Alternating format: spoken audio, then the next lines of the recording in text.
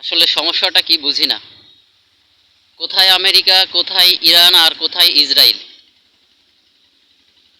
তো পারমাণবিক অস্ত্র তো আমেরিকা, ইসরায়েল সহ ইউরোপের অনেক দেশের কাছেই আছে। তাদের পারমাণবিক অস্ত্র তৈরি করলে কোনো সমস্যা নেই, তারা সেগুলো মজুত করলেও কোনো সমস্যা নেই।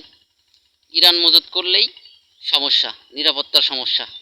কাদের নিরাপত্তার সমস্যা? আমেরিকার নিরাপত্তার সমস্যা, ইসরায়েলের নিরাপত্তার সমস্যা, হ্যাঁ, ইউরোপের কান্ট্রিগুলোর নিরাপত্তার সমস্যা। তো আমি বলি যে তারা কেন এইগুলো বানিয়ে রেখেছে? তারা কি এগুলো শোকেজে তুলে রেখে কি দেখবে? দেখবে না। তারা তো তাদের শত্রুদের বিরুদ্ধে এগুলো ব্যবহার করবে একটা সময়। তো অন্যরা মানালে দোষ কি? তারা কি চায়? আসলে আমি বুঝি না। তারা বলে তারা শান্তি প্রতিষ্ঠা করছে, তারা শান্তির পথে আছে, কিন্তু তারা শান্তি প্রতিষ্ঠা করতে যে যুদ্ধ বাঁধিয়ে দিচ্ছে, অসংখ্য সাধারণ আহ, নারী শিশুদের আহ, হত্যা করছে। এগুলো তো খুবই মর্মান্তিক। ফিলিস্তিনে যে নির্যাতন চলছে, বিশ্ব বিবেক ইতিমধ্যে ক্রন্দনরত।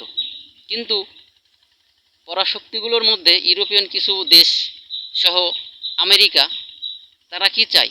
এই সাধারণ মানুষের রক্তের বিনিময়ে তারা কি অর্জন করতে চায় বুঝে না। আল্লাহ তাদের হেদায়েত দান করুক এবং মুসলিমদেরকে এদের বিরুদ্ধে আহ, প্রতিরোধের শক্তি দান করুক। মুসলিমরা কখনো সাধারণ মানুষদের হত্যা করে না। এসব দৃশ্য দেখলে কষ্ট লাগে, খুবই কষ্ট লাগে। অসহায় নারী এবং শিশুদের যে ক্রন্দন, বিশ্বের আকাশ বাতাস ভারী হয়ে উঠেছে। আমি কখনোই এরকমভাবে কথা বলিনি, কিন্তু কথা না বলে তো আর থাকা যায় না। এই পৃথিবীর যে অসংখ্য মানুষ, তাদের মধ্যে আমিও একজন। আমার মন আছে, আমার বিবেক আছে। এসব দেখলে কষ্ট লাগে। আমি চাই না কোনো ধর্মের লোক যুদ্ধ বিগ্রহে মারা যাক।